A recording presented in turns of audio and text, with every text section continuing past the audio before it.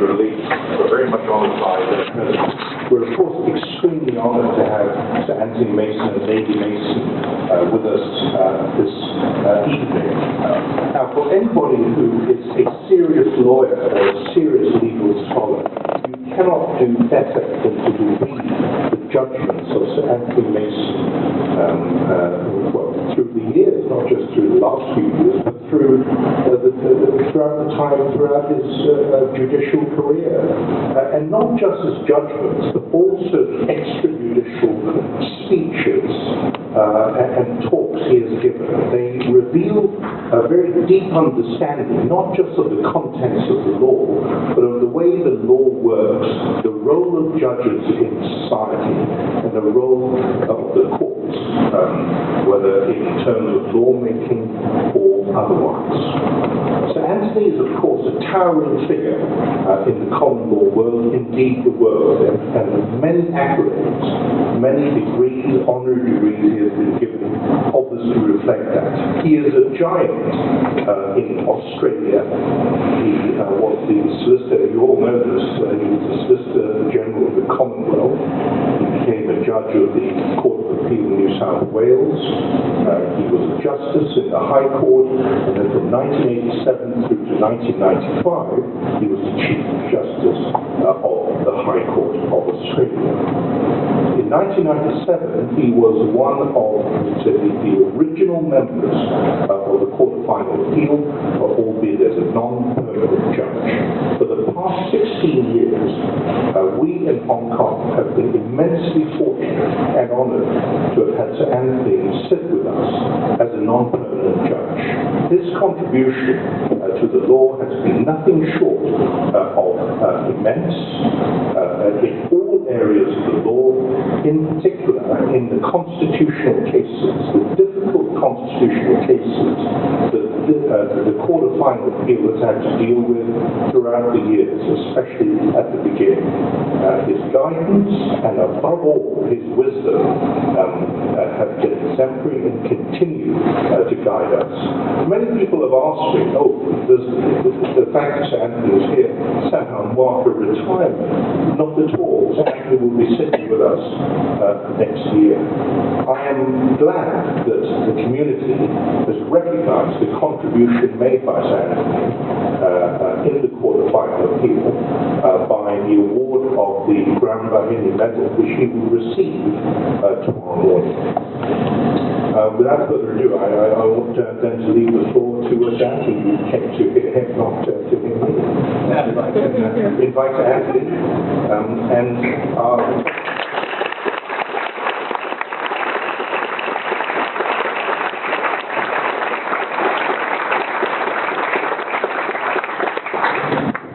Chief Justice, former Chief Justice, judges, ladies and gentlemen, I am very much indebted to the Chief Justice for his introduction and his extremely generous remarks. I only wish I could take him round with me to introduce me when I make his speeches in the future. When I came to think about this talk, it occurred to me, as has so often happened in the past, that I had been ill-advised to accept the invitation to speak. The invitation was, of course, to speak about the CFO. That apprehension was confirmed when I arrived in this hall this afternoon and I met our moderator, Justice Rivera, who said to me immediately, at the moment I'm suffering severely from difficulty in sleeping. I can't sleep. So I'm looking forward to this talk of yours. So at least it should do something. No doubt the Chief Justice expects me to say that my colleagues, including the Chief Justice himself, are fine fellows and excellent judges. I say that unhesitatingly and without reservation at the beginning of my speech to allay any fears that he may have. For you, the audience, it would be more entertaining if I did not say that, and instead regale you with some scandal affecting members of the court. Unfortunately, I'm not aware of any such scandal, but perhaps you will enlighten me later on. My problem is, of course, the judges do not generally inspire excitement or riveting attention. Their image is associated with such chilling subjects as judicial independence. But as I discovered, judicial independence can be chilling in perhaps a more dramatic sense of that word. At one of the first international conferences I attended as a judge many years ago, I participated in a working group on judicial independence with a judge from another continent. He told me that on his return home, he was to sit on an important constitutional case which would decide the fate of the national government. His problem was that he'd been told that if he decided against the government, he would be killed. He certainly believed that the threat was real. To a judge confronted with that dilemma, there's not much comforting advice that you can give. You can say that the making of the threat does not necessarily mean that it will be carried out, but that is at best cold comfort, if comfort at all. From recollection, the threat was not carried out. Of course, the court's majority decision favoured the government, but the court was subsequently reconstituted, minus my friend. But the instance shows that being in the minority or in dissent has some benefits. Survival is one of them. I mention this incident not because I have received or expect to receive a death threat in Hong Kong, but because it reveals how fortunate we are as judges to be sitting in a jurisdiction such as Hong Kong, where there is respect for the rule of law and where the making of threats of that kind is unthinkable. My relationship with the CFA began in 1997 with a telephone call from Andrew Lee to me at the Cambridge Law Faculty, where I was the Woodhart Professor. Andrew invited me to join the court. He explained to me what it would involve and his hopes for the court. In that short conversation, Andrew's dedication and his vision were as apparent as if we were together in the same room. I felt instinctively that it would be a great experience to work with him and his colleagues, and so it has proved. My service on the CFA and my friendship with Andrew Lee have been two highlights of my life. My work on the CFA has been, in many respects, a continuation of my professional career in the law in Australia. Although I have participated in a variety of cases decided by the CFA, in the 15 years I've been an NPJ, my principal participation has been in constitutional, including public law cases. As counsel, even in my early days at the bar, later as Solicitor General and as a Justice of the High Court of Australia, I was engaged in constitutional work, in interpreting the provisions of a written constitution. So interpreting the basic law has been, for me, a progression along an already established continuum. At the same time, interpreting the basic law is a different exercise from interpreting the old established written constitutions in the common law jurisdictions of the United States, Canada and Australia. For one thing, the basic law is neither a national nor a federal constitution. For another, it is unique. It has Article 158, about which I shall have more to say later. And more importantly, to a working judge, it is a new constitution. It is both challenging and refreshing to interpret a constitutional text unadorned by the encrustations of past judicial decisions. In cases arising under older constitutions, you find that the incrustations have almost obscured the text. That is not the case in Hong Kong. It's not been necessary to navigate away through the reefs and shoals of past decisions. But in the course of time, that will change. The CFA goes about its work in much the same way as the High Court of Australia did when I was Chief Justice. Indeed, I'm not aware of any substantial difference. I've sat on appellate courts in Australia and others in Fiji and the Solomon Islands with judges from different jurisdictions, including Lord Thornton, who was an original NPJ at CFA. And I've participated in arbitrations with retired judges and lawyers from other jurisdictions, including the United States. My experience has been that the common law tradition generates a marked similarity of approach across the jurisdictions, a principled approach to the judicial task which is based on impartiality, due process and judicial method. Although there are differences between the High Court of Australia and the CFA, they are not significant. The most noticeable difference relates to facilities. The High Court has an electronic transcript recording system covering all cases. It has a more comprehensive library than the CFA with a more extensive staff, as well as a research assistant who is capable of undertaking research assignments for the justices. In addition, each justice has two associates who are highly qualified law graduates capable of undertaking research assignments under the direction of the justice, as well as preparing memoranda, particularly on leave applications.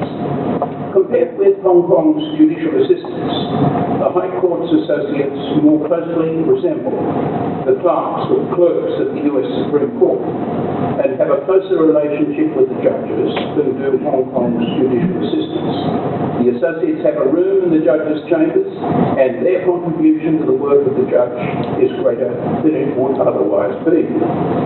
It is that contribution that makes the High Court associate positions highly attractive to the best students in Australia's law schools, and that leads to an associateship having a high value for subsequent employment. There are mutually reinforcing tendencies at work.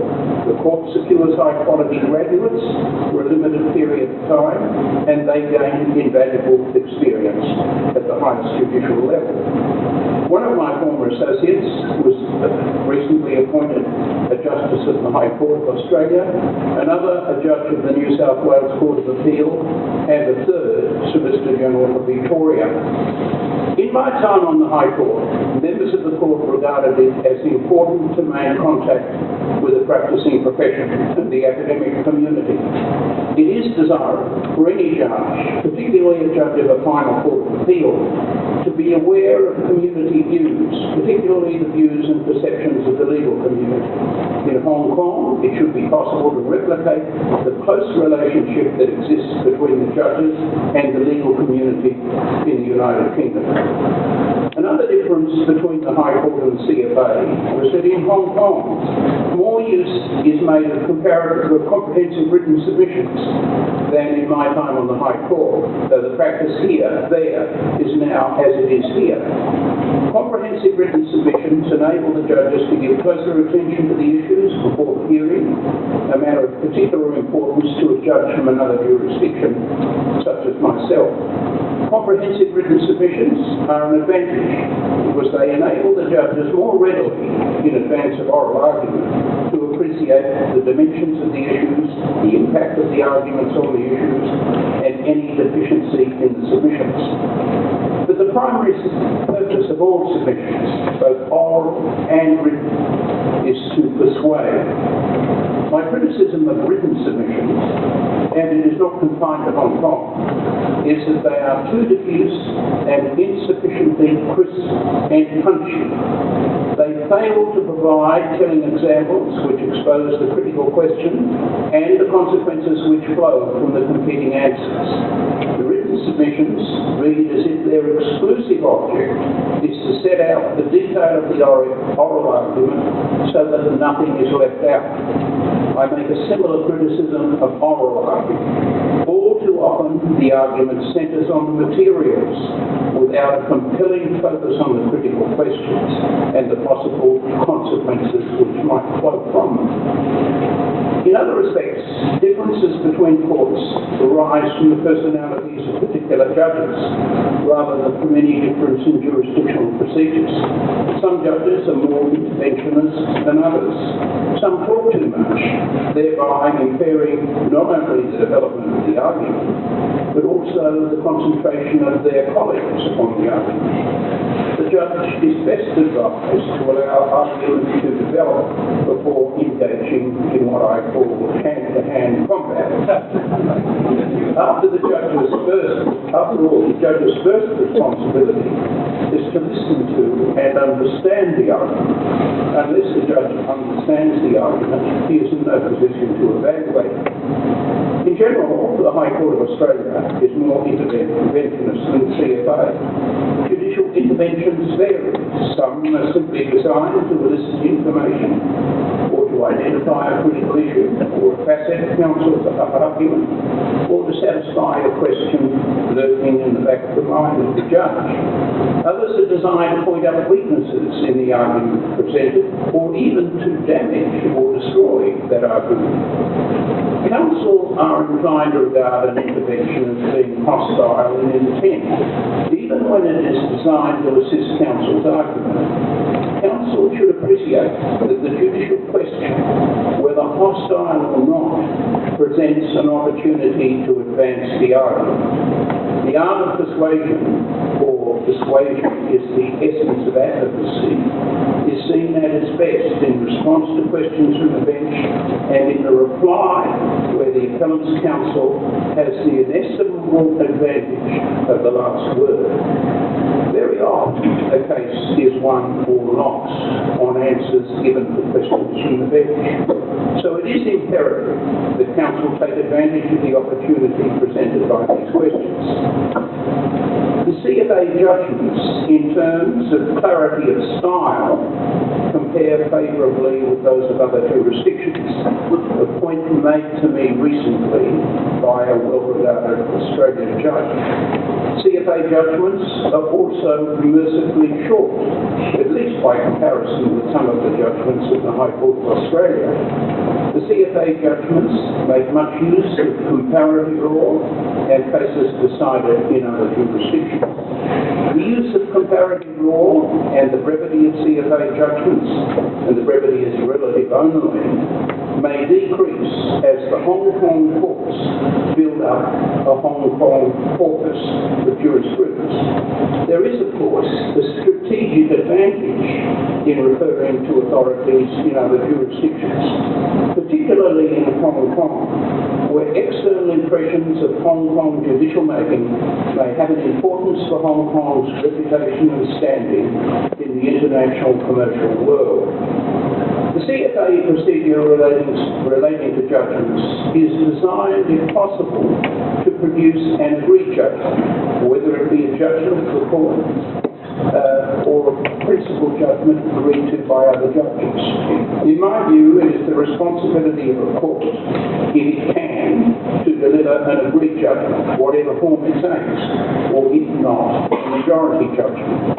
A judgment of the court or an agreed judgment, where possible, best reflects the collective responsibility of a collegiate court to adjudicate the case and declare the law, and at the same time, it enhances the certainty of the law. In Australia, for reasons which are not altogether clear, the question whether judgments should be joint or agreed or separate is a matter of current debate, a debate to which I have contributed. In a recent article in the Australian Bar Review, I drew attention to the CFA practice and commended it. There has been support in Australia for the view that every judge should write his own reasoned judgment. It was at one time advocated by Sir Owen Dixon, Australia's finest judge, but ultimately he was responsible for a move to joint judgments. Although the High Court of Australia subsequently departed from that practice, in recent times it has placed much more emphasis on joint judgments. The principal argument against joint or agreed judgment is that it allows a dominating judge to unduly influence the decision-making process, an argument which, in my view, is exaggerated. It is an argument which questions the integrity and competence of the colleagues of the dominating judge. Judicial independence requires that we respect the entitlement of every judge to deliver his own judgment, if he is so minded. Whether or not his independence individual judgment is a dissenting judgment or not. In the CFA, neither separate nor dissenting judgments have been as frequent as they have been in the High Court of Australia or in the Supreme Court of the United States. This is not the occasion to reflect on the possible reasons for this difference.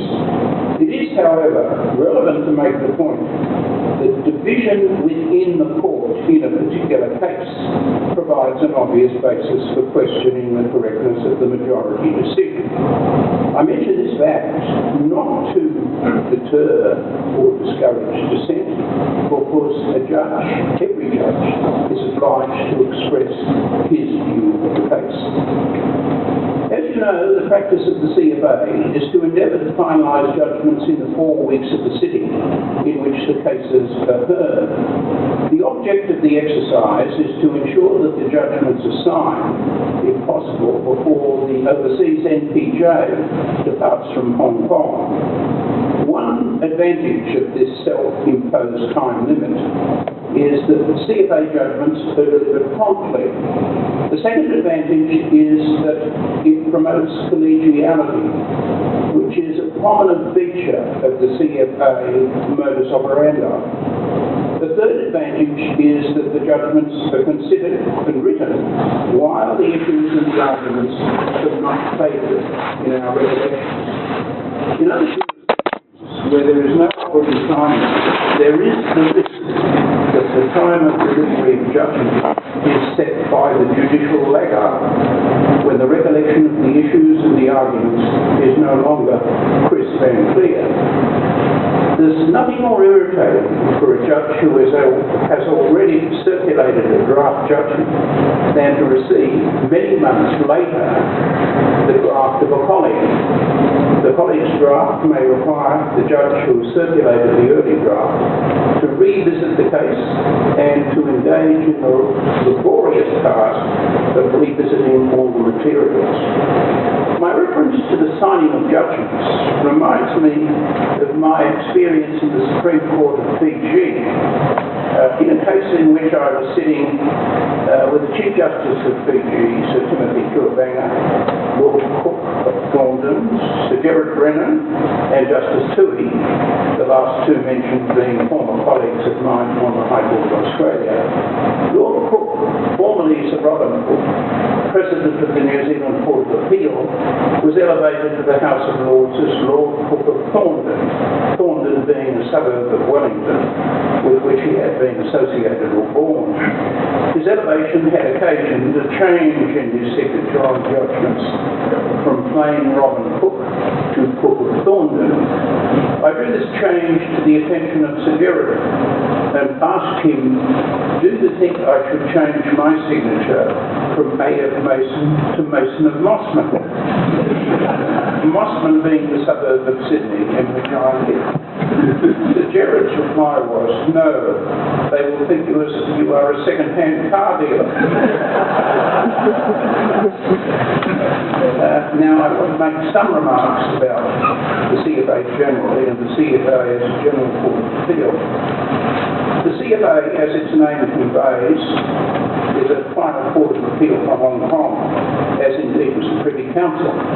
But the CFA is also a constitutional court with a responsibility for interpreting the basic law, Hong Kong's constitution, agreed upon by the PRC and the United Kingdom government, and enacted as a law by the National People's Congress. The CFA's responsibility for interpreting the basic law is, of course, subject to Article 158 of the Basic Law. The provisions of that article draw a distinction between the power of final interpretation and the power of final adjudication. The distinction is novel, at least to the mind of a common lawyer, if for no other reason than that to the Western lawyer, final interpretation by the courts is an element, an important element in the rule of law. That proposition reflects, of course, the distinction which the common lawyer makes between interpretation on the one hand and and legislation or amendment on the other, a distinction which in turn is associated with the separation of powers.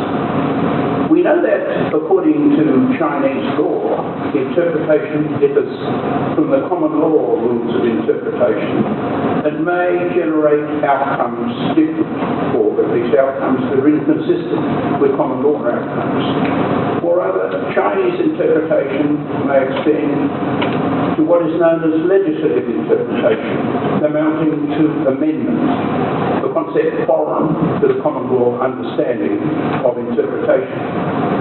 So there is the distinct possibility that a standing committee interpretation of a basic law provision might differ from the CFA common law interpretation of that provision, whether or not legislative interpretation is involved. This possibility is reinforced when you recall that the standing committee has a large membership of whom lawyers are only the minority. On the assumption that Article 158 authorises standing committee interpretations that are legislative rather than interpretive in character, the character of a standing committee legislative interpretation could be seen in a different light. It is the imposition of an externally sourced interpretation in the strict sense that sits uncomfortably with our conception of the rule of law and the separation of powers. Legislative amendment of the Constitution, pursuant to a power of amendment conferred by the Constitution itself, stands in a rather different position.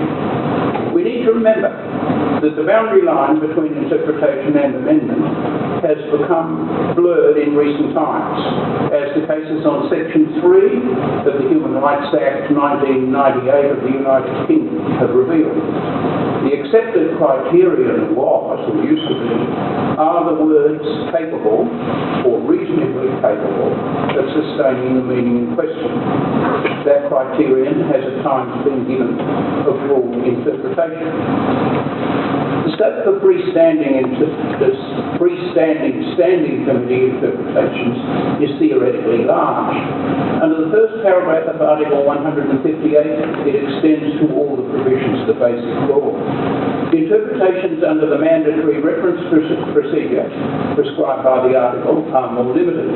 The procedure extends to questions relating to provisions of the basic law concerning affairs which are the responsibility of the central people's government or concerning the relationship between the central authorities and the region. These provisions are found in chapters 1 and 2 of the basic law. The matters dealt with in Chapter 2 are very extensive. Whether they all, despite the wording, or despite the heading to Chapter 3, answer the description in the third paragraph of Article 158 may be a question for the future, as some of the provisions have only a remote or indirect connection, if at all, with the relationship between the central authorities and the region. Take, for example, Article 16, which attests executive power of the region in the HKSAR, providing that the HKSAR shall on its own conduct the administrative affairs of the region in accordance with the relevant provisions of the basic law. Do all conceivable questions relating to the Article 16 executive power necessarily concern the relationship between the central authorities and the region? Like all constitutions, the basic law is a political instrument. Nonetheless, it requires legal answers. It creates a general framework of government intended to have an enduring operation, at least for the time prescribed, outlining the extent and scope of the powers of the respective institutions of government and guaranteeing a variety of individual rights. As such, the provisions of the basic law should, generally speaking, receive a broad interpretation, an interpretation that is flexible rather than rigid. Such an interpretation should enable the basic law to apply to conditions and circumstances that may not have been foreseen, either at the time when the basic law was enacted or when the joint declaration was made by the governments of the People's Republic of China and the United Kingdom. For the CFA, and for that matter, the Hong Kong courts generally, the basic law is set in a context of common law common law rules and principles of constitutional and statutory interpretation, recognised and preserved by Article 8 of the Basic Law, subject of course to the provisions of Article 158, with all the consequences that these provisions entail. Now I'll come to the CFA as a general court of appeal. You'll not be surprised to hear that my general experience has been that the CFA has generally dealt with counsel's argument with courtesy. This is to be expected, but the expectation is not always fulfilled in courts of final appeal. Of course, courtesy may run dry if counsel are too repetitive or persist in presenting argument that is plainly unsustainable. Of equal importance is treating the judges of courts below with appropriate respect. If we put to one side exceptional cases, it does a disservice to the law and the legal system to castigate a judge in the courts below for what the appellate court considers to be an error. The use of comparative law, which I've said has been a prominent feature of the CFA's work, has its own problems, partly because there is so much of it. There is no alternative to adopting a selective approach, and that may involve the use of materials from a jurisdiction with which one is familiar. There is a particular hazard in using public law decisions from other jurisdictions because a judge cannot be sure that he is sufficiently aware of the background of concepts, principles, practices, understandings and history that may have influenced the making of those decisions, though not adverted to in the decision itself. Another category of problems which will beset the CFA in the future arises from the interaction between the provisions of the Basic Law and the common law. I refer particularly to the rights and freedoms guaranteed by Chapter 3 of the Basic Law. It is axiomatic that the common law must conform to the Basic Law, just as it must conform to the Constitution in any jurisdiction. In other words, developing the common law, the courts, most notably the CFA, will need to take account of the provisions of the Basic Law, just as it may have to take account of statutory provisions affecting the common law. The guarantees of freedom of expression and the right to privacy, for example, have the potential significantly to influence common law principles. In my time, there has been a change in the application of the doctrine of precedent. In my earlier days, a distinction was drawn between the binding force of a decision of a higher court and dicta of such a court. Now, however, some courts of final appeal, notably the High Court of Australia, take the view that lower courts should follow, as a matter of obligation, the considered dicta of the Court of Final Appeal. I am not necessarily opposed to this view. It promotes certainty in the application of the law. It is, however, associated with another view, which may have less to commend it, namely that courts below the level of the Final Court of Appeal should confine themselves to applying the law as it exists or as it is thought to exist, leaving the declaration of any change in the law to the Final Court of Appeal. An obligation to follow the considered dicta of a Final Court of Appeal attaches great importance to the role of such a court in developing the law, a matter central to the power to grant leave to appeal, and distinguishes the function of such a court from that of an intermediate court of appeal. Once that is accepted, it is but a short step to say that the considered dicta of a Final Court of Appeal should be followed by courts below, at least when the dicta are supported by a majority of the court. Dicta by less than a majority of the court may stand in a different position. It also follows from the role of a Final Court of Appeal that it should, in my opinion, when the opportunity offers and argument is presented, express its view of a contentious question of law, even if it may be unnecessary to decide the question by reason of conclusions reached by the court on other issues. To decline to answer such a contentious question does no service to the rule of law, which rests to a substantial extent on the ability of parties to shape their conduct and to enter into transactions on the basis that the applicable law is certain. Judicial minimalism has little to commend it when contentious questions of law arise for decision. Now that brings me to the conclusion of these remarks.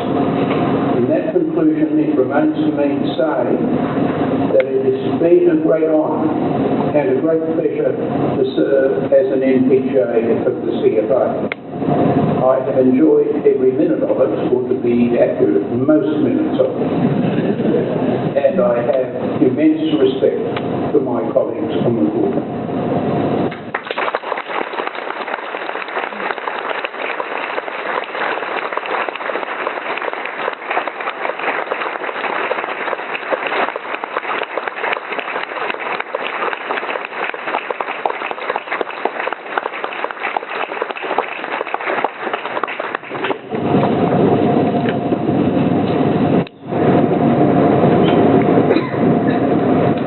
I'm very disappointed because instead of being soporific, it was so illuminating and riveting that I didn't fall asleep and I didn't notice a single person from my vantage point nodding off. Well, so Antony has kindly agreed to take a few questions. I think we've got some 10 minutes. I think I know that gentleman with his hand up. Martin? Thank you, Antony.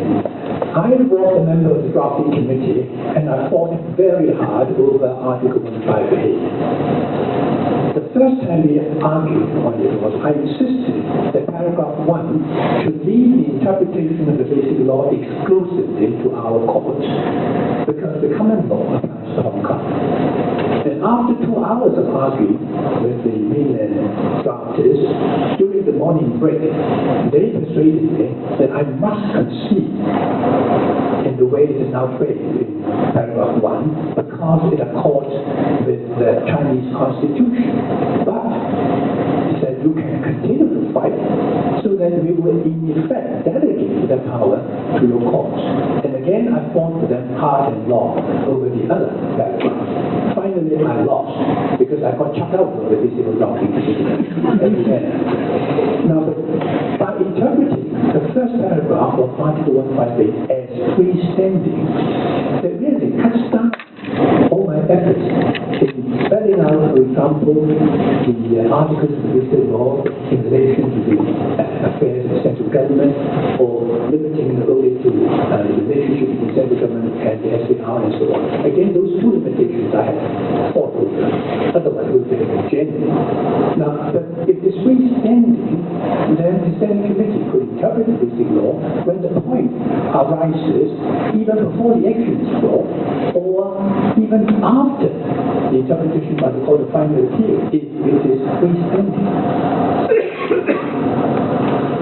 I don't know that I ought to give a specific answer to that question, but I would be inclined to say that it is to be hoped that if freestanding interpretations are given under the first paragraph of Article 158, that they are issued before litigation is commenced.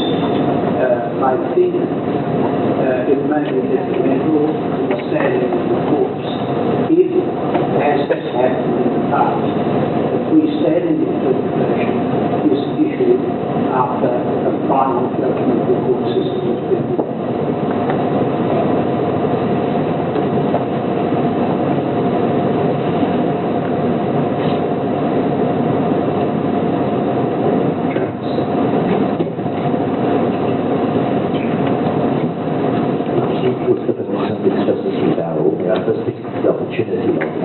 Take advantage of this opportunity to thank and acknowledge the great contribution very supportive and generous in sharing your experience and wisdoms with the extended world and my colleagues at the university. So I'd like to thank you for that. My question is, there's from time to time a comment made on Hong Kong that partly because of the peculiar, not exactly peculiar, but the great respect for the judiciary and confidence of the judiciary as compared with the other two branches of the government. As a result, a great deal has been expected of the judiciary to the extent that sometimes the judiciary expects to do or deliver something it could not possibly give.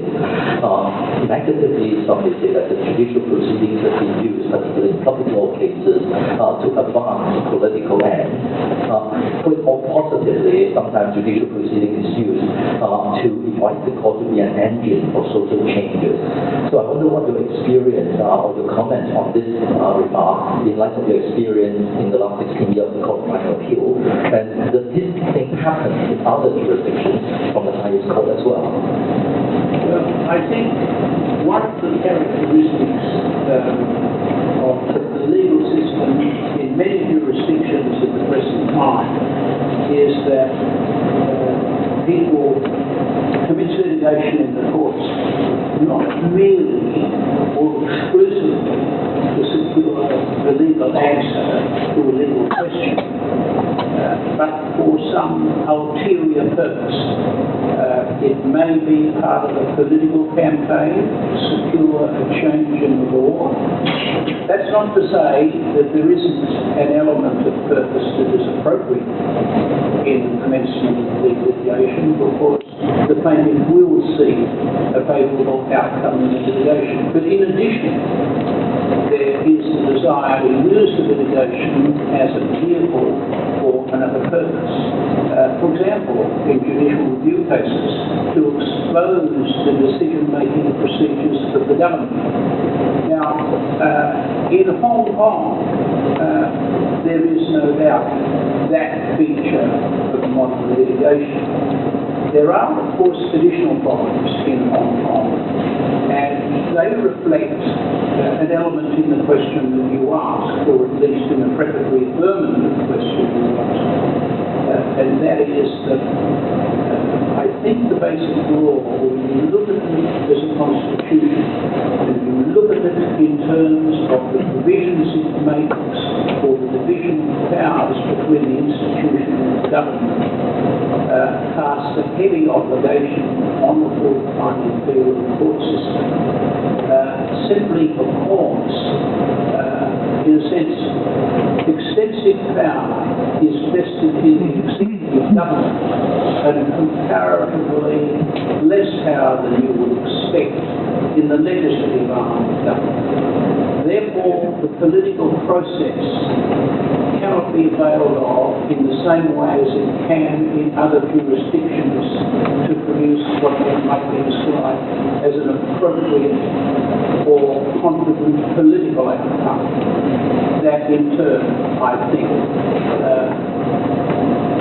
puts an onus on the expectations of the people in relation to the court system, including the court of final appeal.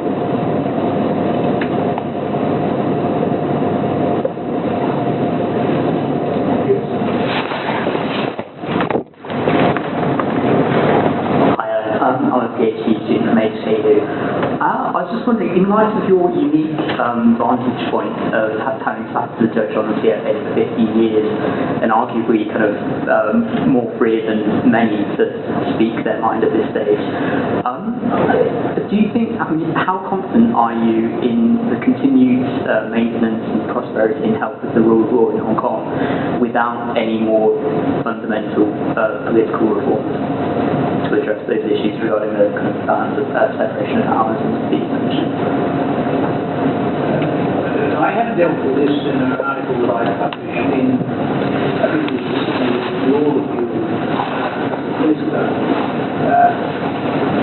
I do have confidence in the continuation of the rule of law in Hong Kong, but the continuation of the rule of law in any jurisdiction depends on the respect of the community and its institutions for the legal system, in particular the court system. There are, of course, potential questions arising from the existence of Article 158 and what can happen under Article 158.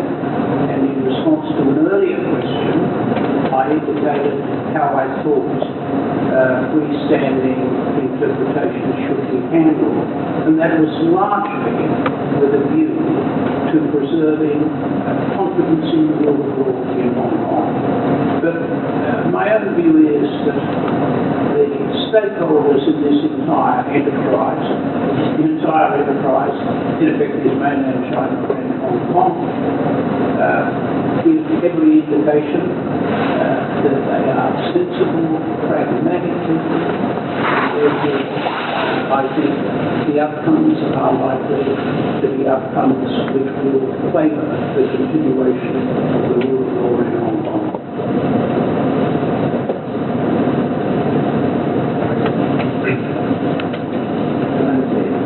Well, rather than practitioners, yes, you have comprehensive business which should say everything that the party wants and of course an unlimited right to throw at the court all the weapons and all the comparative law in life. Do you think then the hearing should really take this form? The court, having read a resolution and absorbed it, should tell the parties what are the issues that we really want to hear in the act. Preferably before we actually get there, so we know what we and then we will simply to be examined on our case, rather than to exercise some constitutional right to put along. Well, that no doubt is a prescription that will go down well in the ideal world. If I were to say that I agree with you, I know that Chief Justice will give me that glare of his that is reserved mainly for counsel who take notice of and I can see my friend Justice Rivera radically like following him down into the well of this room. Now, you can hardly expect that I will agree with the suggestion you make, and it really converts the role of the court into something quite different from what it is at the present time. I think I can say this, and this goes only part of the way in the problem. I think when judges read the comprehensive written submissions, they do give attention to the question whether the comprehensive written submissions adequately cover all the questions that the judges see on reading the written submissions. But it is true to say, and I think this reflects the experience of most judges, that you do get much more enlightenment in relation to the written submissions when you hear counsel present the oral argument. Now, I made the point in my talk that one of the deficiencies of written submissions is that they don't really present an argument as much as they give you, as it were, particulars of an argument to be presented, as if the author of the written submissions is concerned that it's going to be pointed out to him when he presents the oral argument that it's not all covered in the written submission. Now, if you're going to have written submissions in that form, indicated by that purpose, I can't see that they are necessarily going to serve the purpose that you have in mind.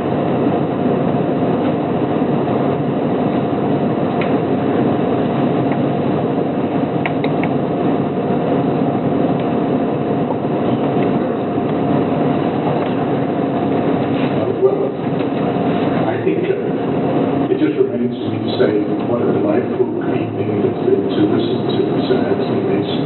It's always a pleasure to be illuminated by his thoughts, and I think the next thing we have to do is to say thank you to him.